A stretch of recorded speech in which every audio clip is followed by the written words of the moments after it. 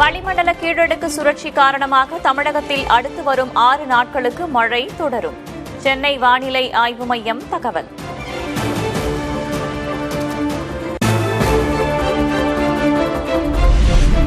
வரும் 19, 20 ஆகிய தேதிகளில் காவிரி படுகை தென் தமிழக மாவட்டங்களில் மழை பெய்யும்.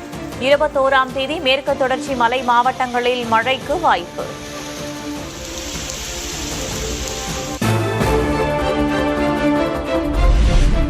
தேனி, வால்பாறை உள்ளிட்ட பகுதிகளில் பரவலாக மழை. தூத்துக்குடி, தென்காசி மாவட்டங்களில் பெய்த மழையால் தணிந்த வெப்பம்.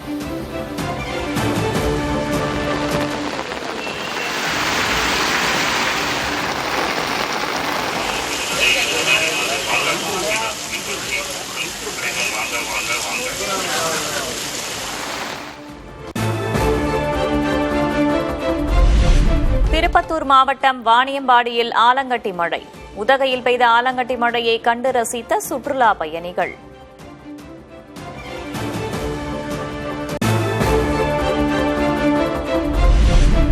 தமிழ்நாட்டுக்கு 327 தேர்தல் பார்வையாளர்களை நியமனம் செய்தது தேர்தல் ஆணையம். 136 பொது பார்வையாளர்கள், 40 காவல் பார்வையாளர்கள், 151 செலவின பார்வையாளர்கள் நியமனம்.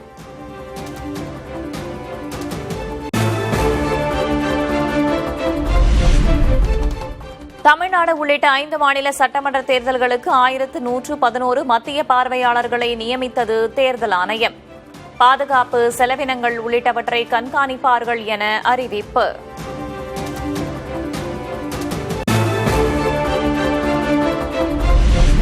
தேர்தல் நடத்தை விதிகள் அமலுக்கு வந்த பிறகு தமிழகத்தில் இதுவரை 23.28 கோடி ரூபாய் பணம் பறிமுதல்.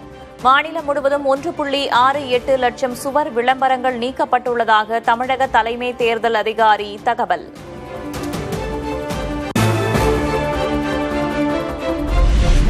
சட்டமன்ற தேர்தலையொட்டி தமிழகத்தின் பல்வேறு பகுதிகளில் பறக்கும் படையினர் தீவிர கண்காணிப்பு. உரிய ஆவணங்களின்றி கொண்டு செல்லப்படும் பணம், பொருட்களை பறிமுதல் செய்து நடவடிக்கை.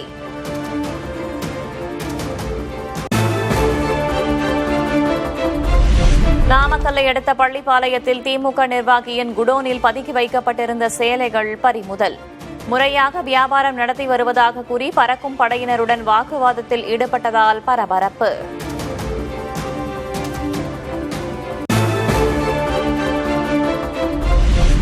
புதுக்கோட்டையில் காவல் கண்காணிப்பாளர் தலைமையில் தேர்தல் கொடி அணிவகுப்பு. கடலூர் மாவட்டம் திட்டக்குடியிலும் முக்கிய வீதிகளில் அணிவகுத்த வீரர்கள்.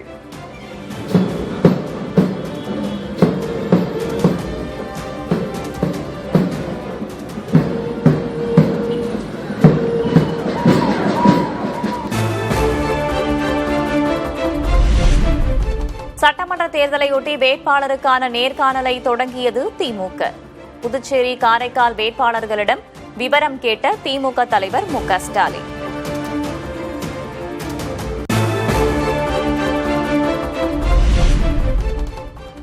முன்னாள் முதல்வர் ஓ பன்னீர்செல்வத்தை புதன்கிழமை நேர்காணல் செய்கிறார் முதல்வர் மு க ஸ்டாலின்.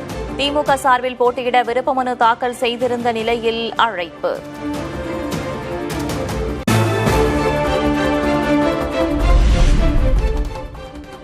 தொகுதி பங்கீடு தொடர்பாக திமுக, மார்க்சிஸ்ட் இடையே நடந்த 3ஆம் கட்ட பேச்சுவார்த்தையிலும் நீடிக்கிறது இழுபறி.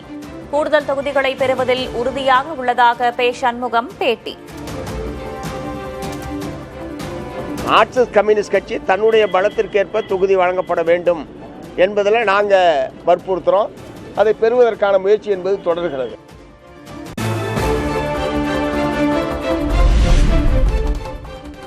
திமுக கூட்டணியில் 5 தொகுதிகளுக்கு இசைவு தெரிவிக்குமா இந்திய கம்யூனிஸ்ட்?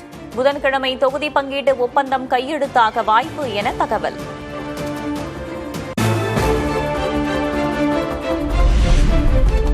அதிமுக கூட்டணியில் தொகுதி பங்கீடு எப்போது? கூட்டணி தலைவர்களுடன் பேசி விரைவில் முடிவெடுக்கப்படும் என பழனிசாமி பதில்.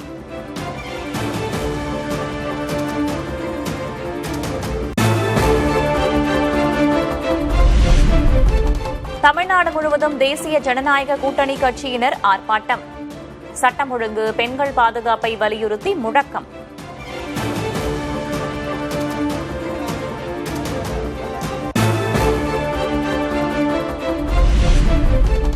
தமிழகத்தில் பெண்களுக்கு எதிரான வன்முறைகளை தடுக்க காவல்துறையும் அரசும் தவறிவிட்டது. சென்னையில் நடந்த ஆர்ப்பாட்டத்தில் எதிர்க்கட்சித் தலைவர் கே. பழனிசாமி குற்றச்சாட்டு. இந்த ஆட்சி பொறுப்பேற்றது மக்களுக்கு பாதுகாப்பு இல்ல, இன்னைக்கு சிறுமிகளுக்கு பாதுகாப்பு இல்ல, பெண்களுக்கு பாதுகாப்பு இல்ல, ஒட்டுமொத்த தமிழ்நாட்டு மக்களுக்கே பாதுகாப்பு இல்லாத ஒரு சூழ்நிலை நிறைந்த மாநிலம் தமிழ்நாடு.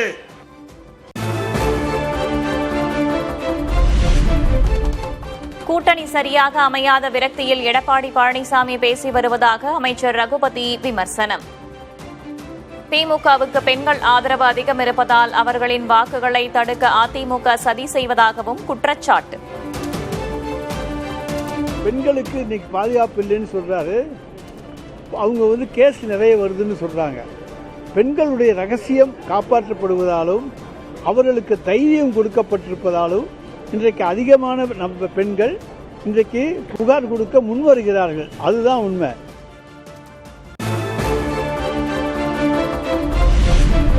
திமுக ஆட்சியில் காவல்துறை அரசின் ஏவல் துறையாக மாறிவிட்டது என நைனா நாகேந்திரன் குற்றச்சாட்டு. பெண்கள் குழந்தைகளுக்கு பாதுகாப்பு இல்லை என்றும் விமர்சனம்.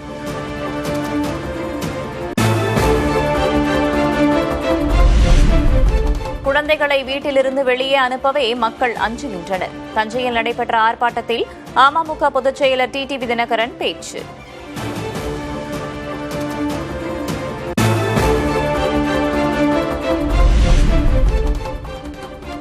திமுக மீண்டும் ஆட்சிக்கு வந்தால் தமிழ்நாட்டை யாராலும் காப்பாற்ற முடியாது. எடப்பாடி பழனிசாமி முதல்வரான பின்புதான் தனது கோபம் குறையும் என்று கடலூர் ஆர்ப்பாட்டத்தில் அன்புமணி பேச்சு.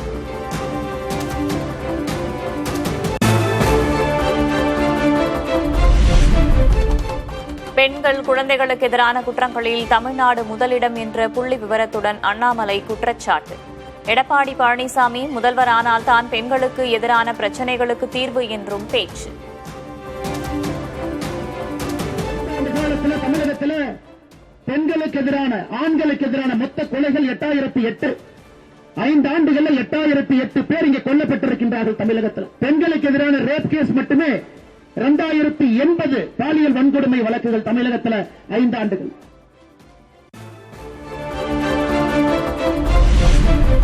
திமுக கூட்டணி 200க்கும் மேற்பட்ட தொகுதிகளில் வெற்றி பெற்று மீண்டும் ஆட்சி அமைக்கும். நாங்குநேரியில் நடந்த கூட்டத்தில் முன்னாள் முதல்வர் ஓ. பன்னீர்செல்வம் பேச்சு.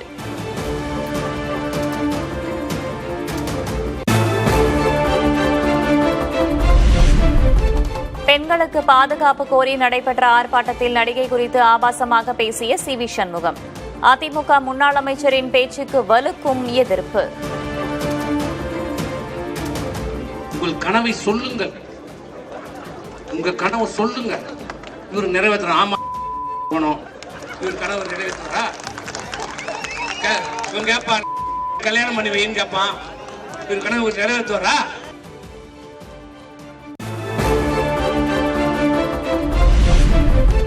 பெண்களை இழிவுபடுத்துவதே அதிமுகவின் வாடிக்கை என்று திமுக எம்பி கனிமொழி கடும் கண்டனம். சி.வி. சண்முகம் மீது காவல்துறை வழக்கு பதிவு செய்ய வேண்டும் என்று காங்கிரஸ் எம்பி ஜோதிமணி வலியுறுத்தல்.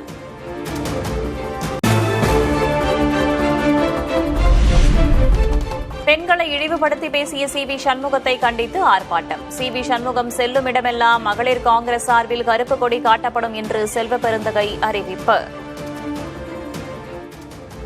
தமிழ்நாடு காங்கிரஸ் கமிட்டி மகிழா காங்கிரஸ் சார்பாக தமிழ்நாடு முழுவதும் சி.வி. சண்முகம் நிபந்தனையற்ற மன்னிப்பு கேட்க வேண்டும் என்று ஆர்ப்பாட்டத்தை நடத்த நாங்கள் இப்பொழுது கூற இருக்கிறோம்.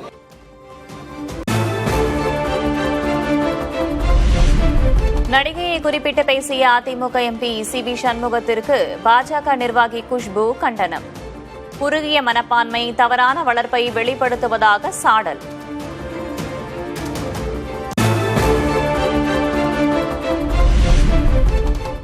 நடிகைகளை கேவலமான முறையில் பேசத்தான் உங்கள் கொள்கை சொல்கிறதா? தலைவர்கள் இதைத்தான் கற்றுக் கொடுத்தார்களா? சி.வி. சண்முகம் மன்னிப்பு கேட்க வேண்டும் என்று தென்னிந்திய நடிகர் சங்கம் வலியுறுத்தல்.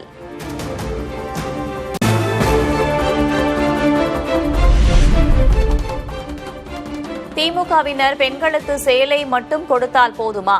சி.வி. சண்முகத்தை தொடர்ந்து திண்டுக்கல் சீனிவாசனும் சர்ச்சை பேச்சு.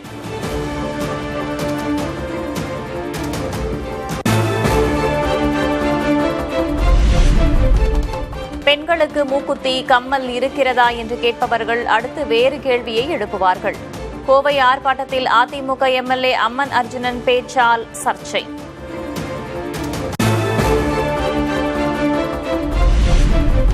பாமக சின்னம் தொடர்பாக ராமதாஸ் தொடுத்த வழக்கின் விசாரணைக்கு விதிக்கப்பட்ட தடையை நீக்க உயர்நீதிமன்றம் மறுப்பு. நிலுவையில் உள்ள வழக்கு விசாரணையை மே 10ஆம் தேதிக்கு பின் மேற்கொள்ள உரிமையியல் நீதிமன்றத்திற்கு உத்தரவு.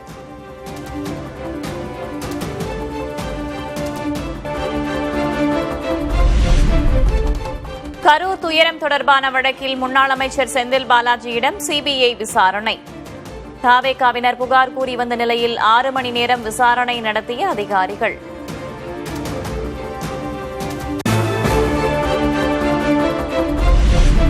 சட்டமன்ற தேர்தலில் பெரம்பூரில் போட்டியிடுகிறாரா விஜய்? கொடுங்கையூரில் ஏசி வசதியுடன் கூடிய தேர்தல் பணிமனை அமைக்கும் பணிகள் தீவிரம்.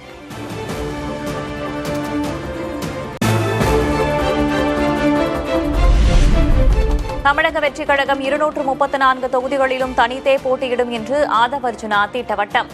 90 தொகுதிகள், 2.5 ஆண்டுகள் முதல்வர் பதவி என்று பேரம் பேசப்பட்டதாகவும் பேச்சு. நாம் உறுதியாக சொல்கிறோம், 234 தொகுதியில் நாம் தனியாக களமாடுகிறோம். நீங்க முதலமைச்சர் 2.5 வருஷம், நான் முதலமைச்சர் 2.5 வருஷம், எல்லா ஆஃபரும் கொடுத்தாங்க. அப்ப அண்ணன் சொன்ன ஒரே வார்த்தை எங்க கிட்ட, சமூக நீதிக்கான அரசை உருவாக்கக்கூடிய ஒரு வலிமையை தமிழக வெற்றிக் கழகம் உருவாக்கும் சொன்னது எங்களுடைய தலைவர் விஜய் அவர்கள்.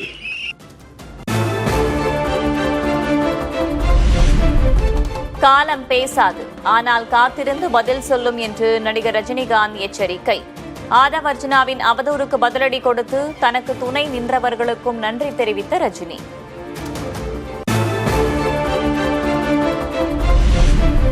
நடிகர் ரஜினிகாந்த் குறித்து பேசிய விவகாரத்தில் ஆதவ் அர்ஜுனாவிடம் கேள்வி எழுப்பிய தாவேகா நிர்வாகி. ஏன் அப்படி பேசினீர்கள் என்பதை விளக்க வேண்டும் என்றும் மேடையில் பேசியதால் சலசலப்பு.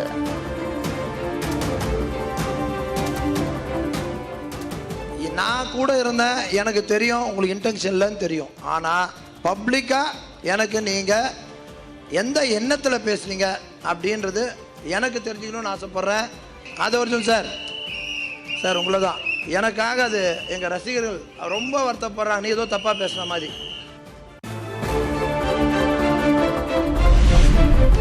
ரஜினி குறித்த அவதூறு பேச்சுக்கு மன்னிப்பு கேட்டார் ஆதவ் அர்ஜுனா. ரஜினிகாந்த் மீது வெறுப்பில்லை, அன்பு மட்டுமே இருப்பதாகவும் பேச்சு. பாசத்துக்குரிய ரஜினி சார் அவர்களுக்கு நான் பதிவு பண்ணக்கூடியது, அப்படி உங்களுக்கு நான் சொல்ல வேண்டிய நோக்கம் வேறு, உங்களுக்கு வருத்தம் ஏற்பட்டிருந்தால் என்னுடைய வருத்தத்தையும் என்னுடைய மன்னிப்பையும் பகிரமாக நான் கேட்டுக்கொள்கிறேன்.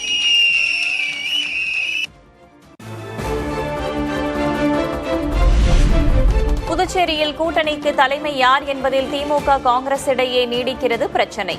திமுக தலைமையில் ஆட்சி அமைக்க வேண்டும் என்று மு க ஸ்டாலினிடம் வலியுறுத்திய நிர்வாகிகள்.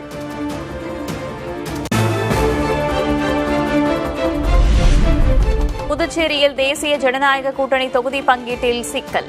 கூடுதல் தொகுதிகள் மாநில அந்தஸ்தை என்ஆர் காங்கிரஸ் தலைவரும் முதல்வருமான ரங்கசாமி கோருவதால் நீடிக்கும் இழுபறி.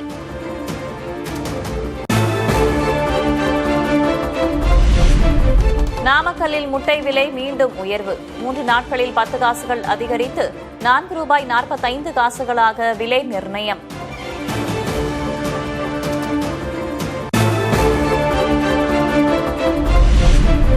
மதுரை திருப்பரங்குன்றம் கோவிலில் பங்குனி திருவிழா வரும் 23ஆம் தேதி தொடங்குகிறது. சிகர நிகழ்வான திருக்கல்யாண வைபவம் ஏப்ரல் 4ஆம் தேதி நடக்கும் எனவும் அறிவிப்பு.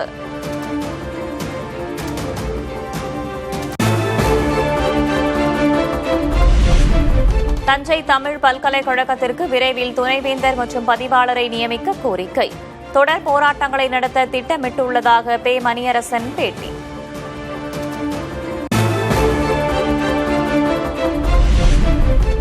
சென்னையில் போலீசாரால் என்கவுண்டர் செய்யப்பட்ட ரவுடி தொப்பை கணேசனின் உடல் பிரேத பரிசோதனைக்கு பிறகு உறவினர்களிடம் ஒப்படைப்பு. அண்ணனின் உடலுக்கு அஞ்சலி செலுத்த கொலை வழக்கில் சிறையில் உள்ள தம்பி பரோலில் வெளியே வந்தார்.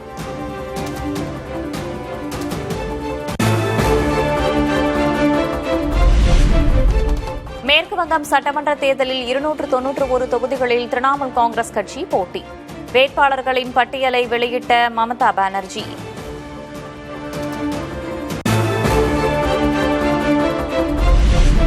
பவானிபூர் தொகுதியில் மீண்டும் போட்டியிடுகிறார் மேற்கு வங்க முதல்வர் மமதா பானர்ஜி. சுவேந்து அதிகாரியும் அதே தொகுதியில் போட்டியிடுவதால் சூடு பிடிக்கும் தேர்தல் களம்.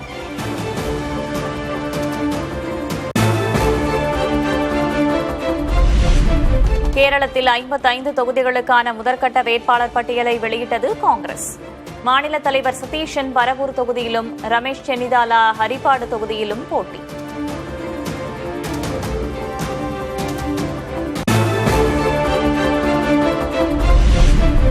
மேலும் 45,000 டன் சமையல் எரிவாயுவுடன் இந்தியா வந்து சேர்ந்தது நந்தாதேவி கப்பல்.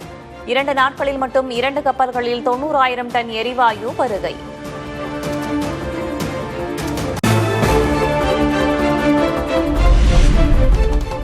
நாடு முழுவதும் சட்டவிரோதமாக பதுக்கப்பட்ட 15,000 சிலிண்டர்கள் பறிமுதல். பெட்ரோல், டீசல், கேஸ் சிலிண்டர்கள் விநியோகத்தில் தட்டுப்பாடு இல்லை என்றும் மத்திய அரசு விளக்கம்.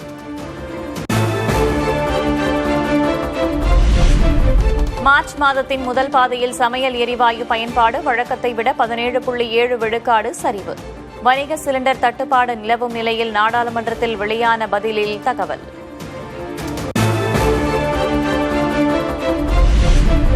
மாணிக்கம் தாக்கூர், சு வெங்கடேசன் உள்ளிட்ட 8 எதிர்க்கட்சி எம்பிக்களின் இடைநீக்க உத்தரவு ரத்து. மக்களவையில் குரல் வாக்கெடுப்பு மூலம் தீர்மானம் நிறைவேற்றம்.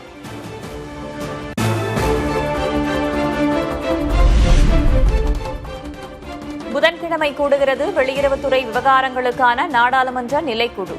மேற்காசிய போரால் ஏற்பட்டுள்ள விளைவுகளுக்கான தீர்வு காண்பது குறித்து ஆலோசிக்க திட்டம்.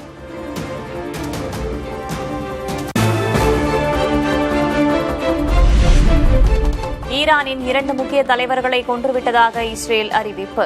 இஸ்ரேலின் தகவலை மறுத்து பாதுகாப்பு பிரிவு தலைவர் அலி லாரிஜைனி கைப்பட எழுதிய கடிதத்தை வெளியிட்ட ஈரான்.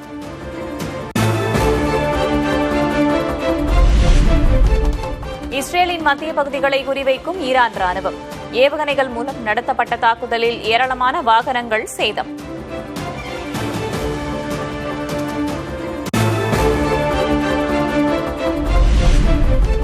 ஈரானின் ராணுவ நிலைகள் மீது தாக்குதல் நடத்தும் வீடியோவை வெளியிட்ட அமெரிக்க பாதுகாப்பு அமைச்சகம். இதுவரை 7,000க்கும் மேற்பட்ட ராணுவ தளங்கள் தகர்க்கப்பட்டுள்ளதாகவும் தகவல்.